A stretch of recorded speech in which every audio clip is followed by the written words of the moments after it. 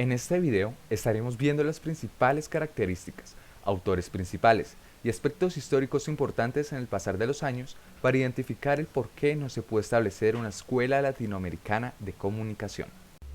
La primera escuela formativa en comunicación de Latinoamérica surge a raíz de un curso de periodismo en la Universidad Nacional de La Plata, Argentina, en 1935. El boom de las escuelas de comunicación es gracias a la llegada de la televisión en la década de los 50,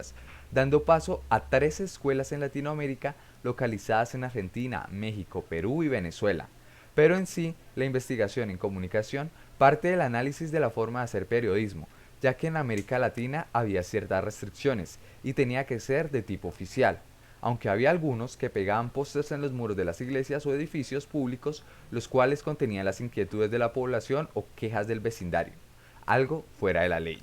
En la 10ª conferencia de la UNESCO, en París, en 1959, surge el CIESPAL, de la mano de Jorge Fernández, con lo que se da nacimiento institucional a la comunicación como disciplina científica en el subcontinente y se comienzan a dar los primeros pasos para la formal constitución de una escuela crítica latinoamericana, aunque para algunos autores, como Orozco, sostienen que el origen de la institucionalización de la investigación en comunicación no aparece hasta 1978 de la mano de la Asociación Latinoamericana de Investigadores de la Comunicación, ALAIC. El periodismo en la región es el canal o el sistema circulatorio, esencial para la salud del cuerpo colectivo. Es el espejo de la historia que vive o se fortalece en el nombre de este ser colectivo, por lo que en este periodo inicial, los avances académicos en la región se trataban mayormente de manuales de periodismo, textos históricos y análisis críticos sobre el papel de los medios de comunicación, fundamentalmente la prensa, además de un evidente esfuerzo para la constitución de redes como es el caso de CIESPAL. Los autores más relevantes en la investigación en comunicación de los años 50 que encontramos en el texto son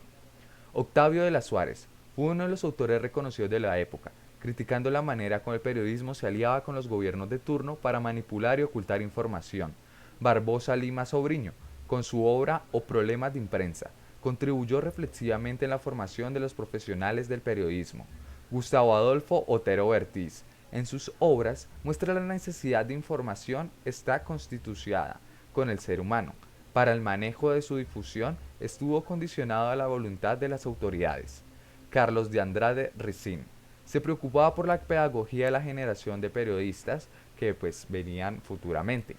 Jorge Fernández, fundador del Centro Internacional de Estudios Superiores para Latinoamérica, CIESPAL.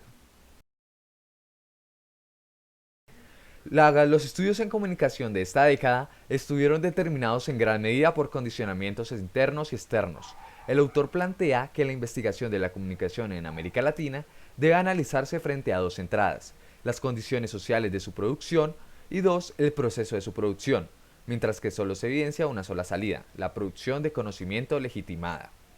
La característica principal fue la movilización popular y la violencia, marcadas además por varios acontecimientos que alentaban la agitación, tuvieron influencia sobre el campo intelectual. Quienes comenzaban a estudiar la comunicación y la cultura en Latinoamérica interpretaron la necesidad de una producción local relacionada con las problemáticas de una región del tercer mundo y con un proyecto político de transformación social, por lo que pretendía una reinterpretación de los conceptos que habían sido producidos en otros lugares. Las escuelas de comunicación seguían en auge, llegando a 35 escuelas. Además, se consideró esta época como el punto de partida del pensamiento crítico latinoamericano sobre comunicación, ya que se comenzó cierta vinculación con los estudios de la Escuela de Frankfurt y el modelo funcionalista y estructuralista de Europa y Estados Unidos. En 1967, la CIESPAL sirvió como modelo para las naciones escuelas de periodismo y comunicación de la región para sus investigaciones. Esto dio paso a una evolución de la investigación de la comunicación, tanto que se creía que los medios de la comunicación eran capaces de contribuir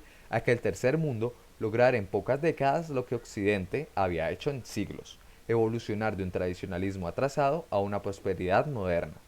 Además, los medios masivos de comunicación serán agentes de cambio. Esto se confirma hacia fines de la década de los 60, cuando la teoría de Everett Rogers sobre la difusión de innovaciones llega a América Latina.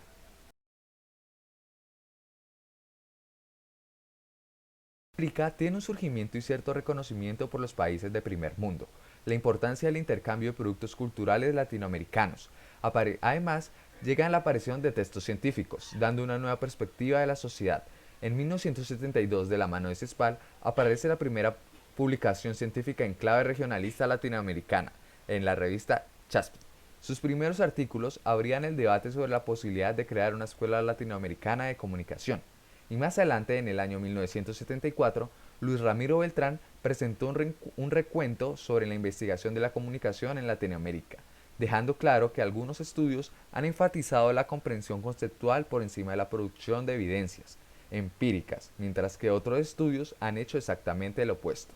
En 1978, en Caracas, Venezuela, surge la Asociación Latinoamericana ALAIC, producto del esfuerzo común de investigadores latinoamericanos liderados por Antonio Pascali y Luis Ramiro Beltrán. Además, en esta década se comienza a mirar el ánimo por conjugar esfuerzos con redes nacionales y regionales, además de comenzar a computarse y centralizarse las investigaciones en comunicación.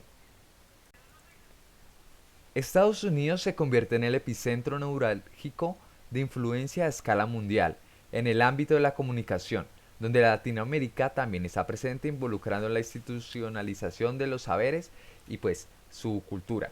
Algunos países ganaron más reconocimiento, al igual que algunos autores como los siguientes: la investigación en comunicación social en Colombia y la investigación de comunicación en México con Raúl Fuentes Navarro, y la recepción crítica de la televisión de María Teresa Cairós, y los agentes de trabajo de investigadores de José Márquez de Melo.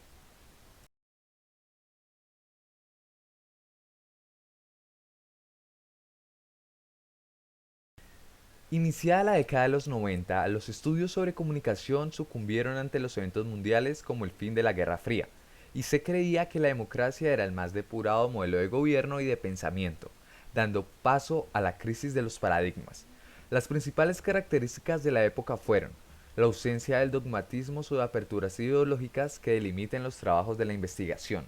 la pérdida del enfoque crítico marxista, y la tercera, buscar nuevas ideas para realizar los análisis y articular sus estudios a organizaciones sociales.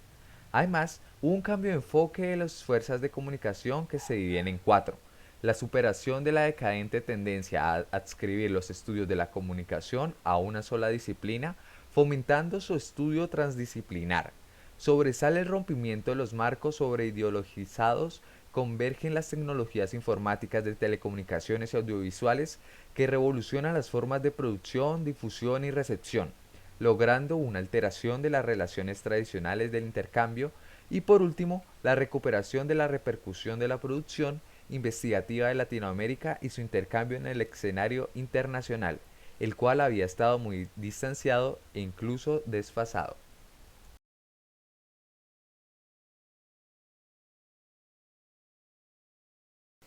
La situación sociopolítica se convierte en el factor determinante. Con la llegada del Internet y los procesos de globalización ya no hay fronteras entre naciones. Se comienza un nuevo estudio en el cual ya no se estudian los temas cruciales en donde se creía se desarrollaba el poder, sino que se